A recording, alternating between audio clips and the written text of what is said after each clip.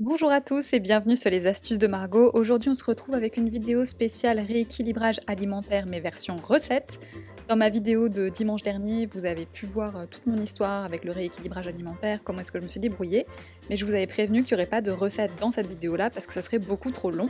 Donc si jamais vous n'avez pas déjà vu mon histoire de rééquilibrage alimentaire, vous pouvez aller voir sous le petit i. Et sinon, je vous propose 5 idées de recettes différentes. Il y a du sucré, du salé, des snacks, bref, de tout pour s'inspirer en fait, tout simplement.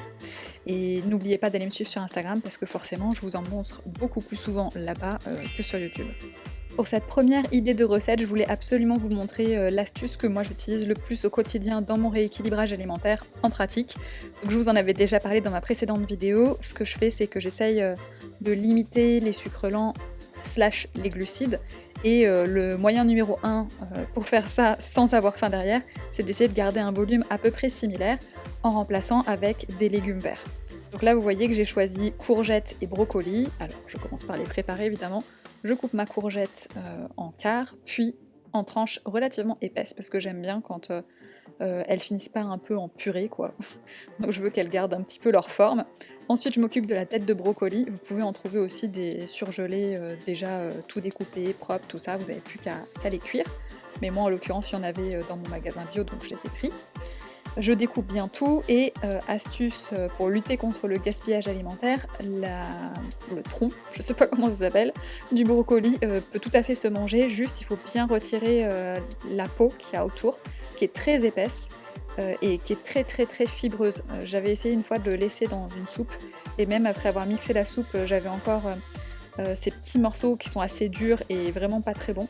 Donc je vous recommande vraiment de le manger, mais en gardant que le cœur, la partie qui est la plus tendre. Comme ça, vous limitez le gaspillage. Une fois que j'ai préparé le gros des légumes verts, en fait, je les mets à cuire. Vous pouvez les faire à la vapeur. Moi, je les fais à l'eau. Je vais vous expliquer derrière pourquoi je les fais à l'eau aussi. Donc, dans un grand volume d'eau salée. Une fois que j'ai nettoyé mon petit plan de travail, je redégaine la planche en bois, le couteau et je passe au poivron vert. Vous auriez très bien pu prendre un... Enfin, vous pouvez d'ailleurs prendre un poivron rouge, jaune, orange, tout ce que vous voulez. Moi, il se trouve que quand je l'ai acheté, il y avait que le vert qui était français, donc j'ai pris du vert pour que ça vienne d'un peu moins loin. Voilà, ça c'était la technique la plus simple pour vous débarrasser du cœur du poivron sans avoir 45 000 pépins qui restent accrochés à l'intérieur. Ensuite, vous le redévitez en quart. Une fois que vous avez fait ça, vous n'oubliez pas de retirer le blanc. En faisant ça, vous allez vous débarrasser des quelques pépins qui restent. Et puis surtout, cette partie blanche, elle peut être un petit peu amère. Donc retirez-la, surtout d'ailleurs si vous le mangez cru. Là en l'occurrence on va le cuire, mais voilà, c'est un autre petit tips.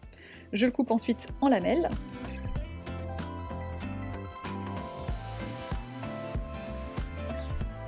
Une fois que c'est fait, je le réserve et je passe aux petits oignons. Moi j'avais trouvé une botte d'oignons nouveaux. Si vous n'en avez pas, c'est pas grave, mettez un oignon classique. En revanche, je vous recommande vraiment de bien les préparer, donc retirer toutes les parties qui se mangent pas trop ou qui sont pas très fraîches. Là, vous voyez cette queue-là, j'ai décidé de la laisser tomber. Les autres, vous allez pas le voir, mais j'ai retiré une partie, conservé la majorité du verre, mais voilà, tout ce qui était un peu défraîchi, je l'ai viré. Parce que le verre, en l'occurrence, on va le manger cru. Et ça donne cette petite touche qui est super jolie, donc ça serait dommage de mettre un truc qui est tout rabougri et un petit peu décevant quoi, dans votre assiette. C'est vraiment une autre astuce. Un autre truc qui m'a beaucoup marqué dans mon rééquilibrage alimentaire, c'est que plus mon assiette elle avait l'air appétissante et plus j'étais satisfaite au final, qu'importe le volume.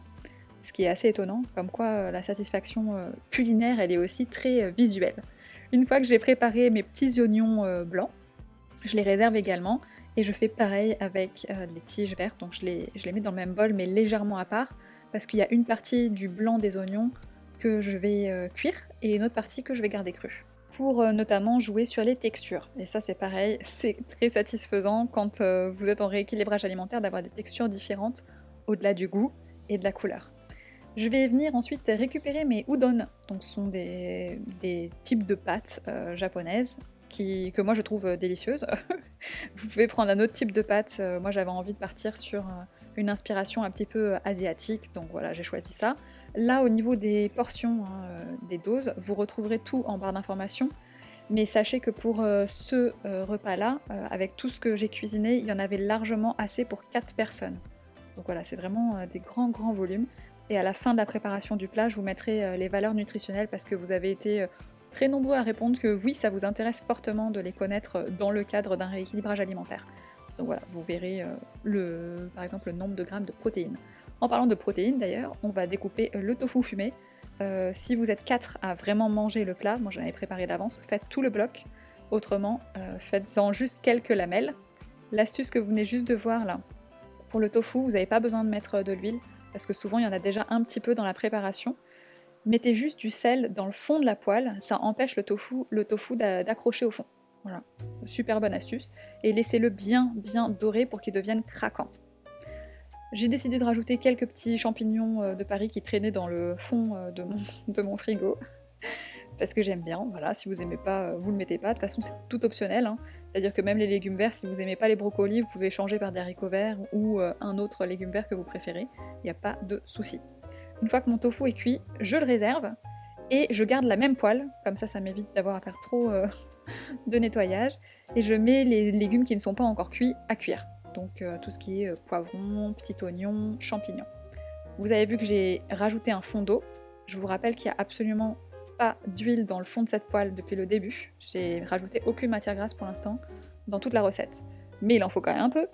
Du coup, j'ai décidé de partir sur une cuillère à soupe de beurre de cacahuète qui donne en plus de ça un goût vraiment, enfin moi j'adore, et des protéines supplémentaires.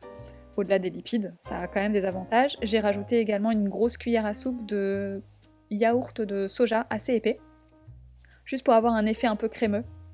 Un petit peu d'eau à nouveau, du jus de citron et si vous aimez bien le piquant, vous pouvez rajouter un petit piment pili-pili, ou deux, ou trois si vraiment vous êtes méga fan, mais bon, moi déjà un c'était suffisant. Une gousse d'ail pressée et à nouveau de l'eau pour tout décoller et bien liquéfier le yaourt, le beurre de cacahuète, j'ai bugué. Une fois qu'on a tout bien mélangé, on revient avec les légumes verts qu'on a cuits précédemment, donc les brocolis et les courgettes, et on rajoute les udon. J'ai oublié de vous préciser tout à l'heure, pourtant je vous avais dit que je vous ai expliqué.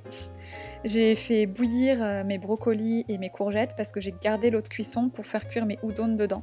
Ce qui fait que ça leur a donné un peu plus de goût, et aussi ça m'a évité de gaspiller de l'eau en fait. J'allais pas la vider pour la remplir alors que c'était exactement pour le même plat. On dispose le tout, on rajoute la partie verte crue des petits oignons, la partie verte blanche qui nous restait des petits oignons, et voilà un premier plat.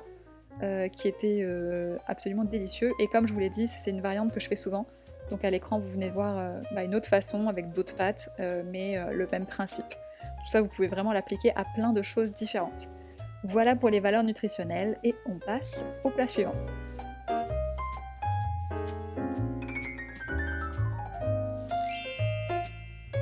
Le bon basique de l'été qui n'est surtout pas à négliger si vous êtes végétarien ou omnivore, la burrata tomate. Et j'ai bien dit burrata et pas mozzarella. Je suis tombée en amour devant la burrata quand on était en Sicile. C'est infiniment plus crémeux que la plupart des mozzarella qu'on trouve en France, qui sont généralement plutôt caoutchouteuses, même quand on prend quelque chose de qualité. La burrata, c'est absolument exceptionnel. Donc j'ai découpé 2 tomates différentes. Il y en a une qui est un petit peu rosée et l'autre c'est une cœur de bœuf. Paf, je les dispose en rosace, je mets ma burrata au centre que j'ai bien égouttée. Habituellement, je mange qu'une demi-burrata.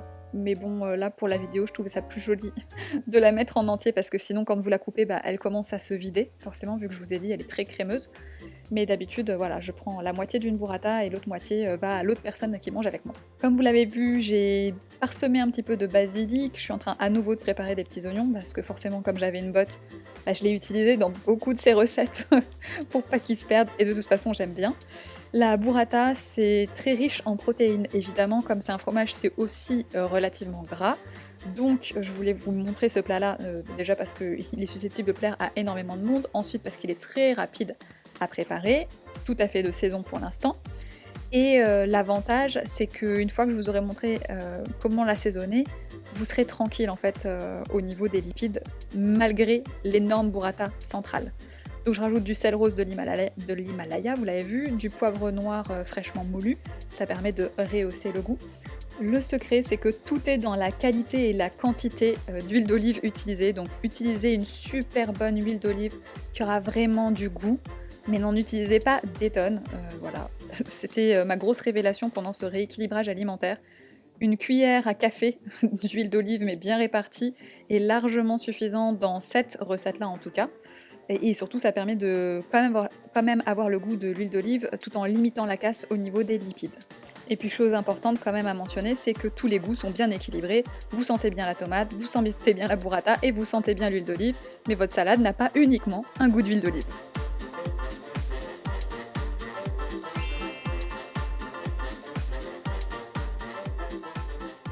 Je sais que vous avez eu peur et que vous avez vraiment cru que c'était ça que j'allais vous montrer comme résultat final, mais non, voilà la belle salade colorée, variée et qui cale vraiment bien. J'avais même un petit peu exagéré là au niveau des doses, j'ai pas pu la finir. Pour les ingrédients, bah, ça va varier en fonction de ce que j'ai dans mon frigo et dans mon placard à ce moment-là, ça va varier en fonction des saisons, mais la base de cette recette, ça va être le tofu, les lentilles corail, vous pouvez varier avec un autre type de lentilles, des haricots rouges, du riz, en tout cas quelque chose qui va bien vous caler, et un bon gras, entre guillemets, avec l'avocat.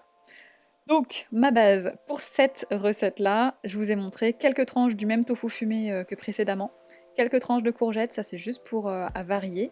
Les courgettes, je vais venir les faire dorer à la poêle, et vous avez vu, c'est toujours sans matière grasse, donc bah, voilà, vous pouvez vraiment manger après derrière la quantité de courgettes qui vous convient.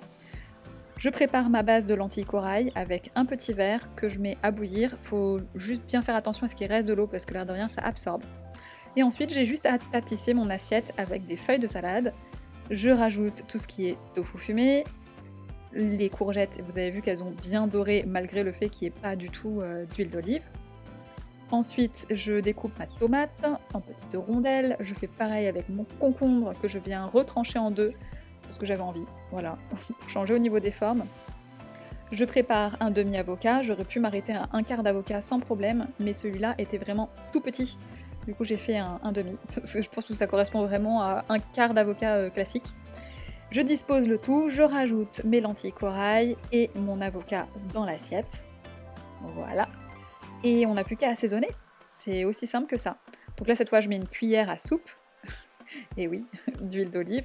Vous avez vu que je me suis concentrée sur lentilles corail, tomates et concombre, parce que tout ce qui est tofu et avocat, c'est déjà gras, donc il n'y a vraiment pas besoin de rajouter. Et par contre, le vinaigre balsamique, moi c'est mon vinaigre de choix, j'adore en été, je sais pas pourquoi. Hein. C'est vraiment mon vinaigre de l'été. Le reste de l'année, je suis plutôt vinaigre de cidre ou vinaigre de riz, mais voilà. Et on a déjà notre magnifique assiette, colorée, incroyablement pleine, et en même temps super saine. Elle va vraiment vous caler, hein, cette salade, croyez-moi. Mais au cas où, si jamais vous avez encore de la place pour un petit dessert, voilà une idée de d'inspiration, parce que c'est vraiment très simple, 100% végétal. Je pars avec un yaourt grec de soja, mais la composition est simplissime. Hein. C'est jus de soja et pectine, donc ça c'est juste pour épaissir et garder cette texture très crémeuse et très épaisse. J'en mets dans le fond d'un bol, donc en plus de ça c'est hyper riche en protéines. Une fois que je l'ai bien disposé, vous avez vu, je sais pas pourquoi je me suis bien appliquée, je viens prendre les fruits de mon choix. Moi j'ai toujours un tupperware de melon dans le frigo. Déjà parce qu'en ce moment il y en a beaucoup dans les paniers bio, donc je les prépare, je les découpe et ils sont toujours à portée de main. Donc pareil, si vous avez envie de snacker, d'avoir ce genre de truc à portée de main, ça vous permet aussi d'éviter de vous tourner vers quelque chose de facile et rapide, donc un biscuit ou du chocolat ou je ne sais quoi qui traîne dans un placard, parce que de toute façon vous avez une autre option qui est en plus très bonne, hein, le melon c'est super bon, il y a aussi le melon Gallia, la pastèque, c'est comme vous voulez, ça vous rapporte en plus de ça de l'eau. Donc vous avez vu que je l'ai rajouté, littéralement, hein, j'ai vidé mon tupperware à l'intérieur du bol et je viens mettre quelques fruits rouges surgelés en plus. Pourquoi surgelés ? Parce que je les ai toujours dans mon frigo, eux ils sont bio en plus de ça. Ça vient rajouter un petit côté acidulé, de la couleur et de la fraîcheur. Et croyez-moi, quand il fait chaud, ce petit dessert est absolument délicieux. Comme on n'est pas non plus des barbares, j'ai rajouté un petit peu de sirop d'érable, donc très exactement une cuillère à soupe. C'est pile poil le bon ratio, je trouve, dans ce dessert-là. Ça me fait saliver, ça rajoute un côté sucré, évidemment, mais fumé également. C'est ça qui est très agréable dans le sirop d'érable, c'est que ça a vraiment une autre dimension.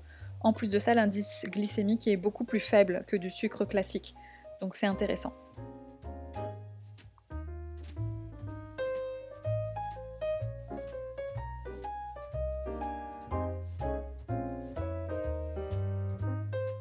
Si vous êtes comme moi, il y a des chances pour qu'à un moment dans votre journée, vous ayez vraiment envie d'un snack sucré. Et ça, c'est mon snack. Alors, on va pas se mentir, hein, dans le cadre d'un rééquilibrage alimentaire, c'est pas le meilleur truc du monde à manger. Mais clairement, par rapport à des biscuits industriels, des paquets de gâteaux, de, je sais pas moi, des glaces, voilà, ça reste quand même nettement mieux. Vous prenez une banane bien mûre, la banane en plus de ça c'est riche en potassium, c'est très bon pour le cœur notamment. Donc vous prenez une petite banane que vous découpez directement avec votre petite cuillère parce que vous êtes dans la flemme la plus totale et que vous avez juste envie de snacker, et vous prenez avec la même petite cuillère, une fois que vous l'avez passée sous l'eau, une petite cuillère à café de nocciolata. Enfin moi c'est la marque que j'ai, vous avez peut-être autre chose. Et vous n'avez plus qu'à tremper vos petits morceaux de banane dans votre nocciolata, et le côté super décadent de cette idée snack, c'est que généralement vous avez plus de banane mais il vous reste du nocciolata à la fin et vous n'avez plus qu'à lécher la petite cuillère. Et ça quand même, quand on est en rééquilibrage alimentaire, on est heureux de pouvoir le faire. Donc voilà pour cette dernière inspiration qui est quand même vachement moins mauvaise que la plupart des autres trucs vers lesquels je me serais ruée habituellement. J'espère que ça vous a plu, j'ai plein d'autres idées de recettes et de petits switch comme ça à effectuer pour que ce soit un peu plus simple, donc si jamais ça vous intéresse, n'hésitez pas à me le faire savoir, laissez-moi un pouce bleu, un commentaire, abonnez-vous pour voir la suite, et moi je vous dis à très bientôt avec une nouvelle vidéo, mais surtout, bon appétit!